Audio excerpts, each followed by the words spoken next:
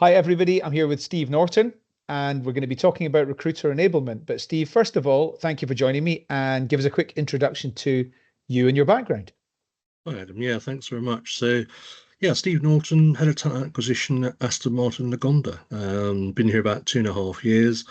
Great to be at this amazing, globally iconic brand. We've been through a few things in the last 2.5 years, I think it's fair to say, but it's been a really great journey so far and hopefully still lots to do as well. You didn't start your career at Aston Martin Lagonda, though. You've been in FMCG companies and you've been in technology. And just give us a flavor of some of the things that you've done over the years. Yeah, so the first 18 years of my career, I was in global executive search. So, literally worked all over the world, four different continents, executive recruitment in the sort of normal traditional way. And then sold my business, took a couple of years out trying to work out what to do next. And then somebody made this mad offer to go to the Middle East as a head of talent acquisition. And I thought, sure, why not? That sounds good. Jump the fence, go to the other side, see if I like it. And I've been doing it for the last 16, 17 years, mostly as a contractor. You basically hired me to fix things. A TA function was either pretty broken, or you wanted me to set one up from scratch, So I build them around four pillars: people, process, technology, assessment, and selection. If you get all four of those right, you should be in a pretty good place, really. That's sort up my 30 odd years, I suppose. Okay, so I believe, and I think that you believe this too, that the job of a recruiter is more varied and challenging, maybe than it ever has been, because there's so many different dynamic elements to it, moving parts everywhere. There's humans on both sides of the Yep. equation. Um, and I really think as a result of that, that there's never been a more important time to focus on enabling them to like save time and be successful. And I know that you've done some really great things over the last 18 months, and it'd be great if you could just give us an outline of some of the things that you've done and what's been effective so that other people watching this can take some inspiration from you. Yeah, well, I suppose when I got here 2.5 years ago, it was slightly missold by the person who interviewed me, but who strangely sort of left very quickly after I got here. So I think I was told everything sort of works okay. I'm sure you'll make a few improvements, but it's a BAU job, business as usual. Nothing too big to do here, even though you're a fixer, and I just haven't got that big a job for you. And I thought, Aston Martin sounds interesting for a year or so. So I took a contract. But when I got here, that wasn't the case, and I think for a lot of us, it's an interesting when you work in TA because a lot of people who work around TA, even in other parts of HR, think they know how recruitment works, right? They know how TA works, but and a lot of us would say that's not always the case. So the people Yeah. know it, but they don't know it in detail. Um, so I would say it was a very transactional kind of admin function, really, when I got here. We didn't really do phone screens, we didn't shortlist, we just sent loads of CVs to the hiring manager. It's what I call a paper shuffling operation. We booked interviews, and if somebody wanted to make an offer, we made an offer, and that was it.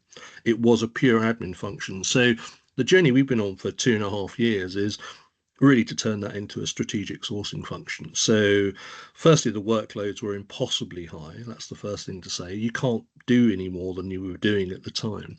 But what was great was, the chief people officer who arrived at the same time as me. He's very committed around people and everything around that. So, if you're going to be committed to people, that means it starts with the candidates who are thinking about coming to work for you, right? So we can use technology, we can use ATSs, we can use LinkedIn and a whole lot of other stuff, but it's really sorry. I got a call coming in there on WhatsApp and it completely interrupted that. So Don't worry. sorry about that. Um, Carry on. yeah. So I was saying it starts with candidates, right? Yes. People who think they might want to join Aston Martin or any other company that you're at. So he was great because he was really supportive around, we've got to get that right. We've got to treat people well on the first point of contact, which is generally the recruitment team, the talent acquisition team. So Yeah.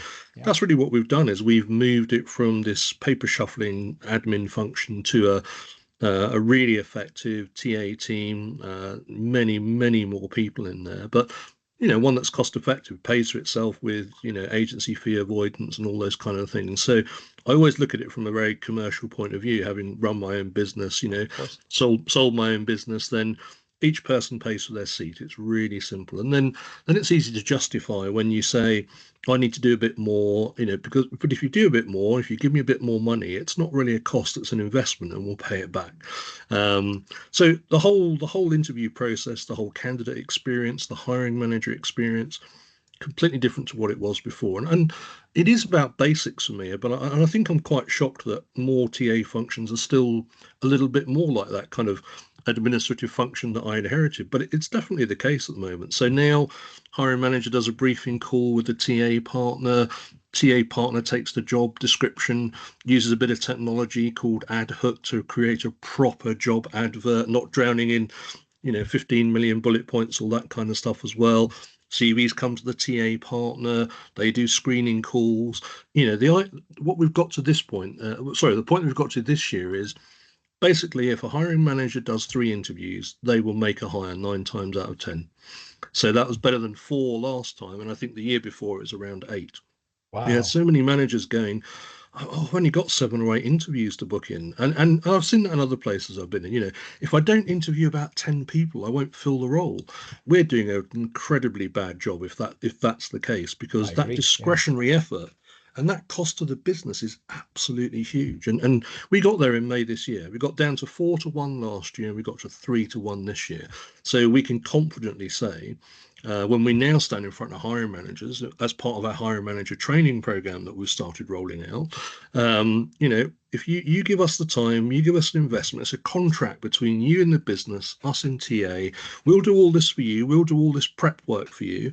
When we give you a short list of 3, 4, 5 people, interview 3, 9 times out of 10 you'll get a hire out of it, and it's worked across the whole business.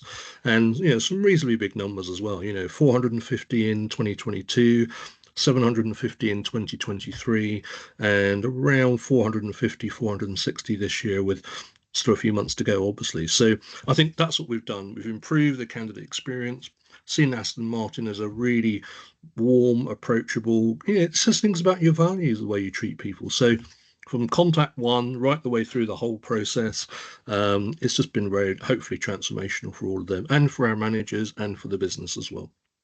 So to get into the details of that, I assume that you've had to look at all the processes, start measuring those ratios like you talked about, uh, 4 submissions to 1 hire, now down to 3 to 1 hire, and really optimizing for all of those different processes. Is Yeah. that's what you've done?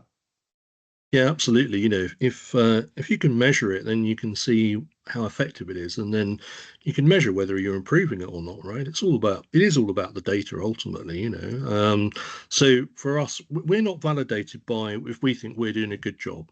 We're not the business. The business makes unbelievably gorgeous cars. We serve the business, but what we have to have is we have to have a customer service ethic that says we are here to serve you. We are here to deliver a service to you. And it's got to be to that gold standard I always talk about. It's got to be of the highest quality in everything that we do. So yes, we demand a bit more from every hiring manager that we work with up front, but they get that investment paid back over and over and over again. Whether it's preferred suppliers list or anything else, we literally sort of looked at everything. We had one supplier that was working on 20 interviews per hire.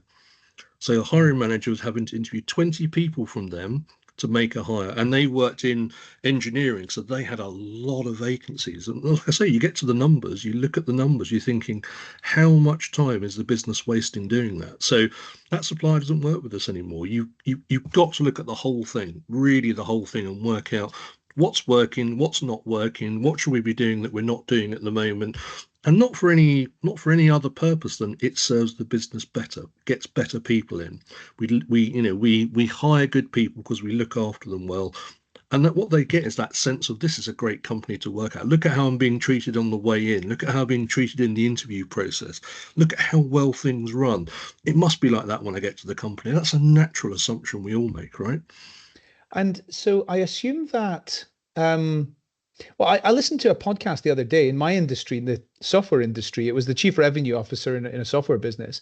And he said that his job is primarily process engineering. Is that, do you like understand that way of thinking Yeah. for a leader of a team, that that's a Yeah, lot of what you're doing? Yeah, I do. I think what we would say is, we used to manage a process, when I first got here. Now we've created a candidate experience. And Yeah. there's a difference between a process and an experience, right? A process is something I do, it's transactional. An experience is something I feel. And of course, what you've got to do is feel good about it.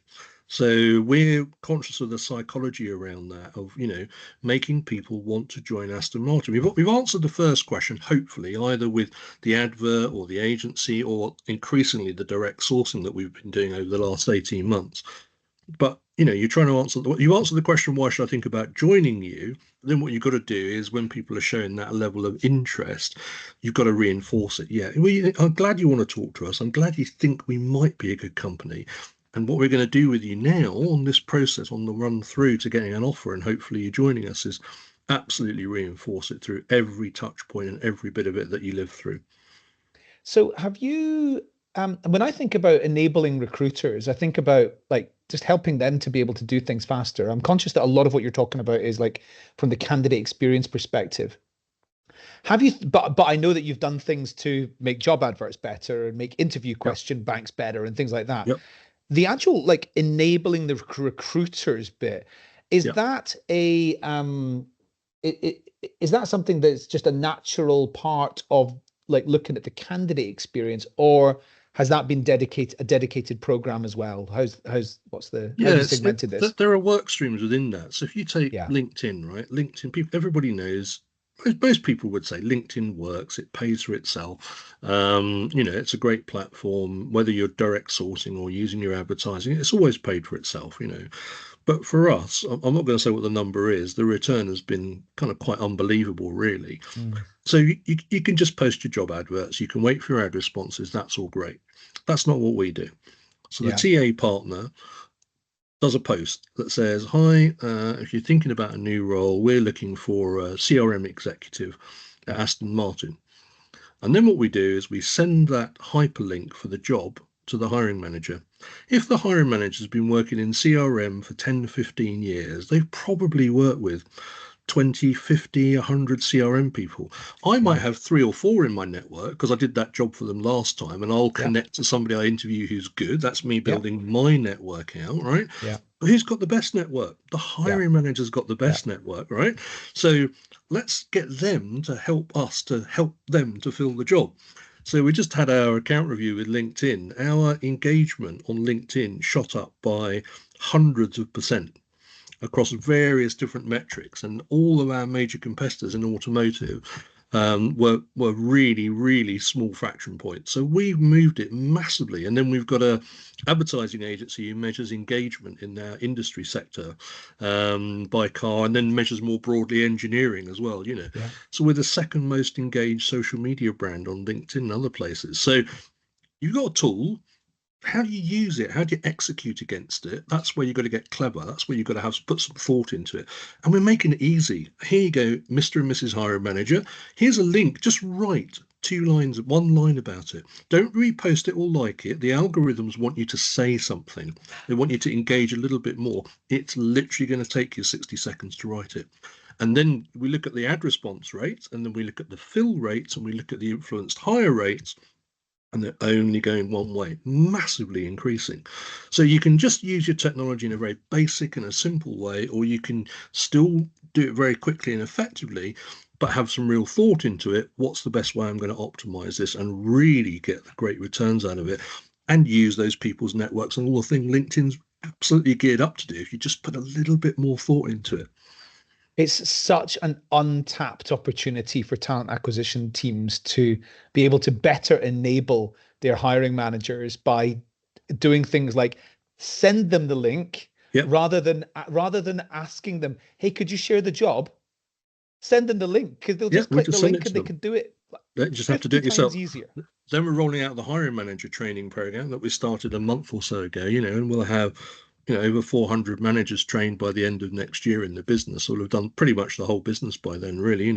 What do we do? Well, it's It's ED&I, it's candidate experience. Oh, and there's a social media bit. We're not expecting you to be social media influencers. Don't worry about that. We just need you to play a really small part. But it's Yeah. quite a good idea to do it because it's going to help us to help you to fill the role. And Yeah. if you've been good in your previous companies, people will want to work for you again. That's logic, right? People follow good people. So Yeah. we're just trying to put a bit of thought into it and just sort of say, instead of it just being a very simple thing, what happens, happens, people respond if they respond, all that kind of stuff. We're just trying to elevate it and think, always trying to think, how do we get the most out of every asset, every bit of technology, every single thing that we use to maximize what we do, reduce the time, as you say, right? Because if I fill 100 roles through LinkedIn, great. If I fill 250 roles, that's 150 roles my team don't have to direct source because that's the time consuming bit. I know AI is there and it's all getting a bit easier and a bit quicker.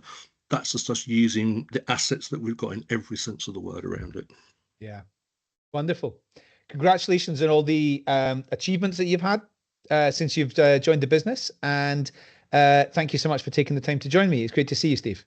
It's a pleasure. Thanks, Bob. I just want to say it's my team that do that. It's a fantastic team I've got. It's, yes, I'm the head of the function, but always going to give credit to my team for doing that because they live this every day and bring it to life. And I want to thank them so much for everything they do.